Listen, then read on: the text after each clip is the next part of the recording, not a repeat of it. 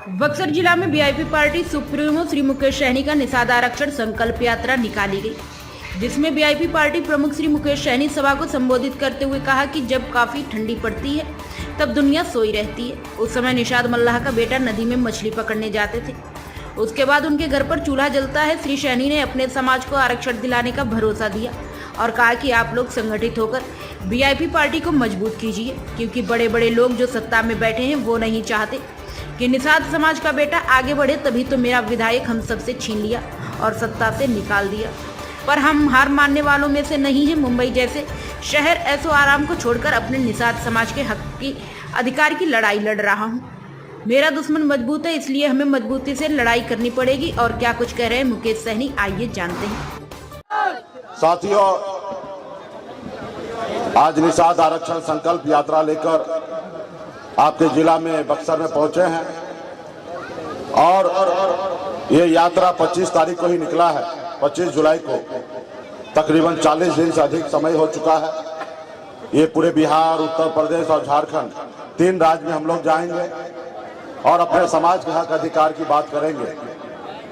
तो साथियों, आपके लिए एक संदेश लेके आया हूं कि इस आजाद भारत में अगर सर उठा के जीना है, मान सम्मान अधिकार के साथ जीना है, अगर बेहतर जिंदगी जीना है तो 2 काम करना पड़ेगा। एक रोटी कम खाइए, अपनी जरूरत को कम कीजिए, लेकिन अपने बच्चे को पढ़ाइए, लिखाइए, शिक्षित बनाइए। जब तक आपका समाज शिक्षित नहीं होगा तब तक आपका समाज आगे नहीं बढ़ेगा। इसलिए हर जरूरत को कम करके अपने बच्चे को पढ़ाइए। और दूसरा, अपने अधिकार के लिए संघर्ष कीजिए, अपने अधिकार के लिए लड़ाई लड़िए। ये आजाद भारत आपका है। आपके पूर्वज ने कभी संकल्प लिया था, 250 साल अंग्रेज से लड़ाई लड़ा, तब जाके देश आजाद हुआ।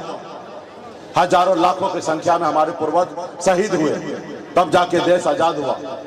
और ये आजाद भारत आपका है, लेकिन आप लग रहा है देश तो आजाद है, लेकिन हम लोग आज गुलामी की जंजीरों में जकड़े हैं। तो इसलिए साथियों, लड़ाई लड़िए, संघर्ष कीजिए। बाबा साहब भीमराव अंबेडकर ने हमें एक लोकतंत्र दिया, एक संविधान दिया। उस संविधान में एक हमें ताकत दिया, वो वोट गिराने का ताकत। पहले राजा के घर में बच्चा जन्म लेता था, रानी के कोख से वो राजा बनता था। लेकिन बाबा साहब ने कहा कि अब जरूरी नहीं कि राजा का बेटा ही राजा बनेगा। लोकतंत्र में जिसके पास ज्यादा संख्या होगा, जिसके पास ज्यादा वोट होगा, वही व्यक्ति राजा बनेगा।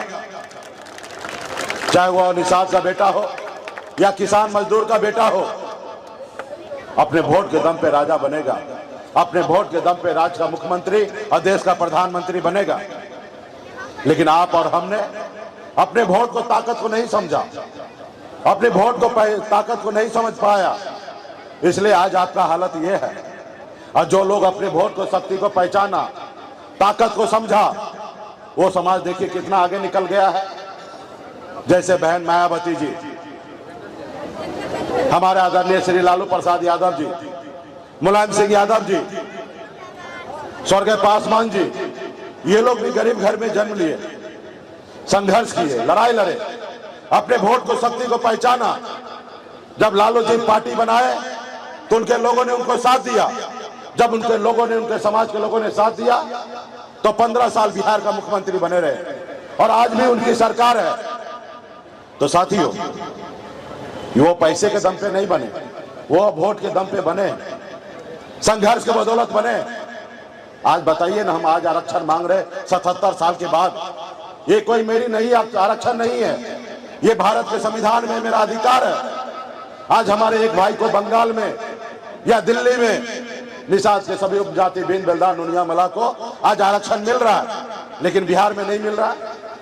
काश अगर 30-40 साल पहले लालू प्रसाद यादव जी, मुलायम सिंह या स्वर्गीय पासवान जी जैसे योद्धा अगर निषाद कुल में भी जन्म लेते, लड़ाई लड़ते, तो आज हमें आरक्षण मिल गया होता।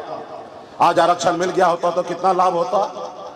आज मैं यूपी, बिहार, झारखंड देखता हूं, 137 जिला है, मैं सब जगह घूमता हूं, एक भी निषाद का बेटा कलेक्टर नहीं है। अगर आरक्षण मिल गया होता तो निषाद का बेटा कलेक्टर होता, एसपी होता, एसडीओ होता, बीडीओ होता, सीओ होता, डॉक्टर होता, इंजीनियर होता, लेकिन नहीं हुआ। इसका दोषी कौन? इसका दोषी जो सरकार में था या जो आज सरकार में है वो दोषी है, और एक दोषी आप भी है, एक दोषी आप,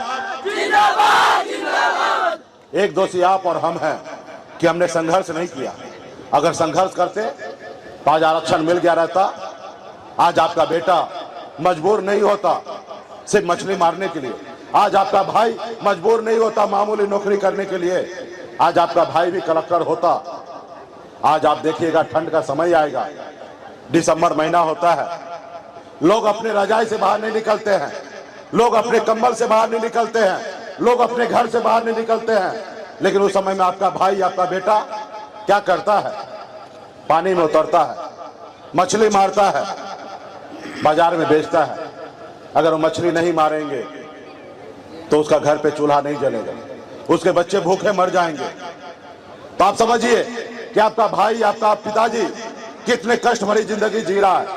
क्या आप चाहते हैं कि ऐसी जिंदगी आपके आने वाला पीढ़ी, आपके बच्चे जिए? अगर नहीं चाहते हैं तो संघर्ष करना पड़ेगा, लड़ाई लड़ना पड़ेगा।